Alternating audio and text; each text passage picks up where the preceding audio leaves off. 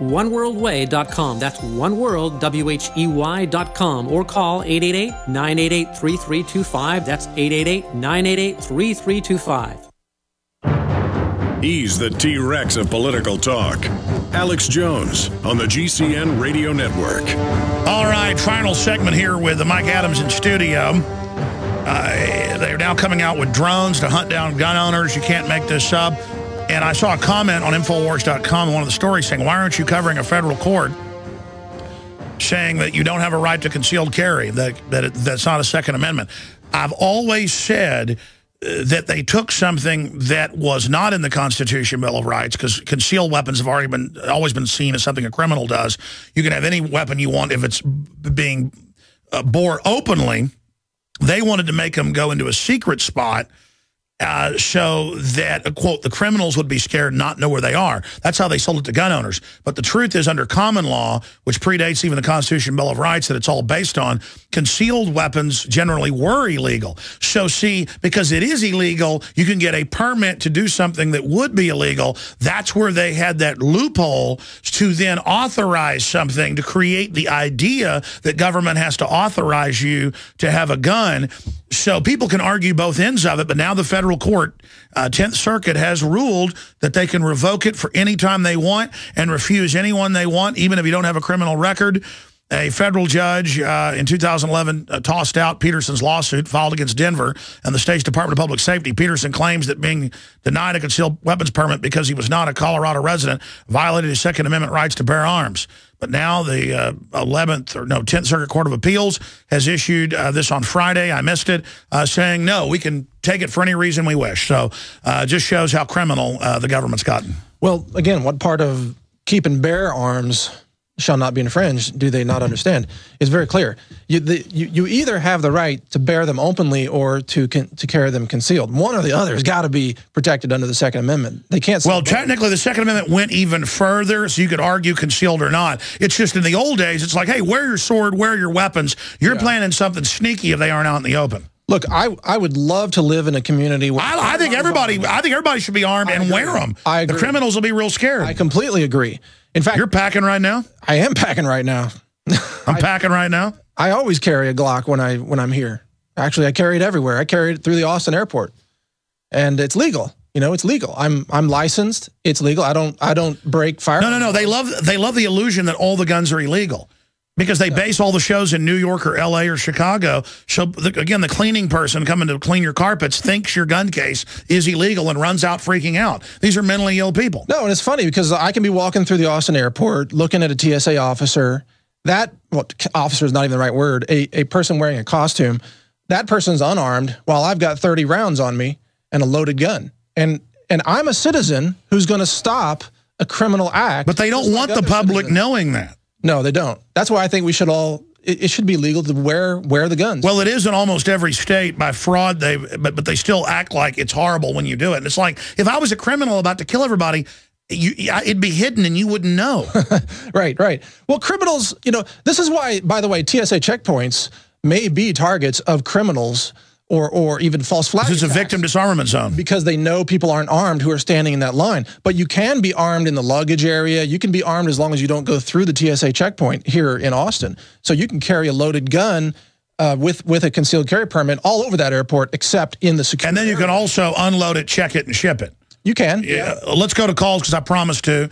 Let's talk to Adam in Vermont. Army Katrina illegal ops is what he wants to talk about. Go ahead, sir. Yeah, hey, Alex. Something I've wanted to talk to you for a while, but I've always been hesitant to do it. But, yeah, I was in U.S. Army Psychological Operations, and one of our deployments I was involved in was going in support of Katrina at New Orleans. And I in the past I didn't think anything of it, but now I know, UCMJ code, you cannot conduct PSYOP on U.S. citizens at all, completely illegal. And their way of getting around it, we were not called a PSYOP unit. They called us a public information element. And in order to, I guess, hide the possibility that the PSYOP, they even had us take our patches off, which was the U.S. Army Civil Affairs and PSYOP Command patch.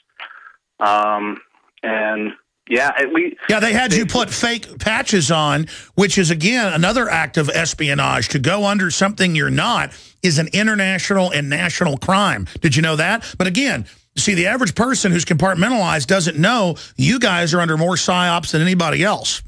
No, absolutely. That's something I've actually been realizing myself recently, and I've told some friends of mine who are starting to get into this kind of thing. Yeah, the biggest mission, I think, of officers, especially in PSYOP or military intelligence or anything else, the biggest job of them is to try to make the under personnel, like myself at the time, not realize what the hell we were doing. Exactly. They're practicing deception, but they're being deceived as well. You see, if they just gave into the truth, then they would be given real perception and discernment, but they don't have that. They think deception is giving them power, but that's not the truth. Absolutely.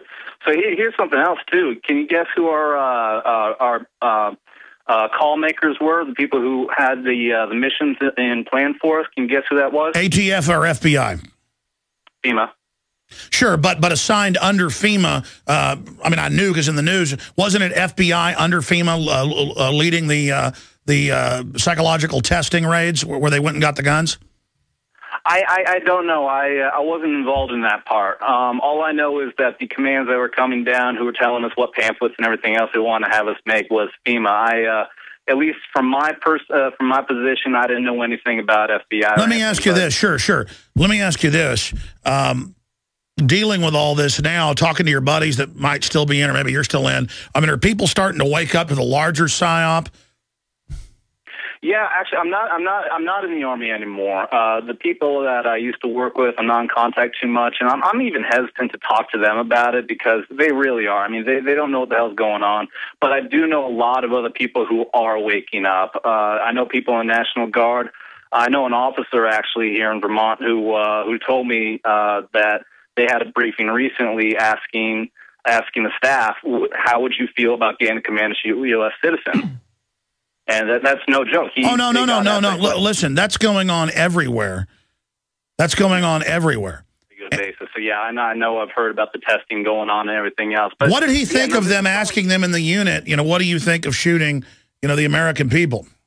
Yeah, exactly. And, yeah, people are waking up. Yeah, absolutely. And I've never even come to him and said, what do you think of Alex Jones or anything else like that. He came to me and told me that without even knowing that I'm into all of this.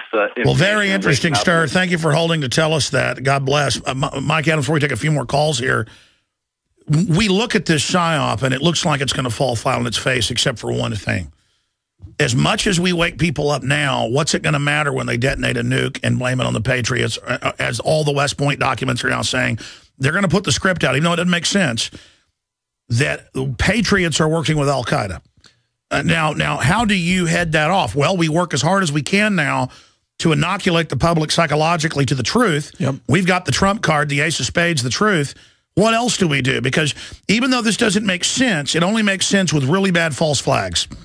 No, you are on top of the best strategy right now, which is to psychologically inoculate the population and also to encourage people to, if something big happens, immediately start filming, start recording, audio, video, start documenting it right there at that spot. And because you know how the mainstream media will get a hold of it and change the story like they did with Dorner. This whole thing, like we didn't start the fire. Really? Do you think we're that? And for a day they wouldn't discuss it, and then suddenly then they whitewashed. But people were taping live when it happened. But keep this in mind. Christopher Dorner, one man with some training and weapons, one man was able to occupy about 5,000, roughly give or take, police officers and sheriff's deputies in California. One man. So think about the effectiveness of just 1,000 people who are committed to freedom. And I'm not trying to say that Dorner was committed to freedom. He's totally different. Sure. Plus, I looked at his strategy. I didn't think his strategy was very good. It wasn't very good. But imagine the effectiveness of even a small number of people who are committed to protecting law, which is the Constitution, which is the Bill of Rights. And by the way, I mean, patriots, if they ever have to defend themselves, it'll make Dorner look like an absolute wimp. There was that the Red Dawn movie that recently came out, which is kind of a ridiculous movie, but it showed teenagers with rocket launchers and everything. But the quote from one of the actors in that movie was, now we are on the side that creates chaos. That's straight out of the movie. We are the rebels creating chaos, and their job was to create chaos against the invading enemy occupying force of North Korea in the film. And, the film depicted them as being very effective at doing that. I think actual farmers and ranchers here in Central Texas are even more effective. They know how to get things done. That's all I'm going to say.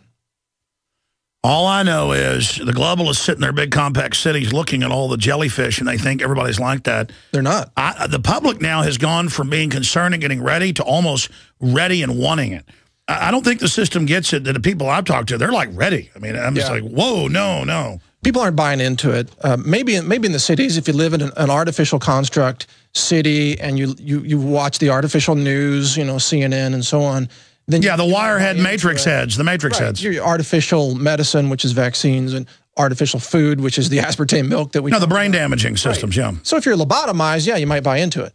But if you live in the real world and you have real skills like welding or farming or, car repair or taking care of cattle, if you have real skills, then you've got something. You know what the real world is. Well, it's almost like if you have to do real work, you have to not be in the matrix to be able to do the work. That's right. That's right, because people who want to grab the guns, I think mostly they do that because guns scare them. They're very, very afraid of the guns themselves. Not even so much the people, but the guns themselves scare them. And when you see them try to shoot a gun for the first time, they'll do this bit where they lean back at the range. You've seen this? Yeah. They're leaning way back. They're not leaning forward into the shot. They're afraid of the object. They're trying to create as much distance from the object that's in their own hands as possible. It's an interesting psychological observation. Someone who's comfortable with guns will take an AR-15 and lean right into it and, put their cheek right on the buttstock and get right in there and fire away because they understand that weapon is a tool. Well, that's the thing. And these chicken neck globalists with all their black uniforms and all this stuff, they're leaning back in their attack on us but trying to look like they're forward in it through their fear. And all they're doing is hitting the red alert button to get everybody ready to roll. Introducing Pro One. All of your filtration in one system, portable, on the go. No more do you have 2 or 3 filters to just reduce sodium fluoride. You have a system that cuts out the sodium fluoride and up to 95% of hydrofluorosilicic acid. Advanced manufacturing technology combines silver-impregnated white ceramic with new Aquamedics advanced media for removal of fluoride and other heavy metals, all in one filter element. It is the only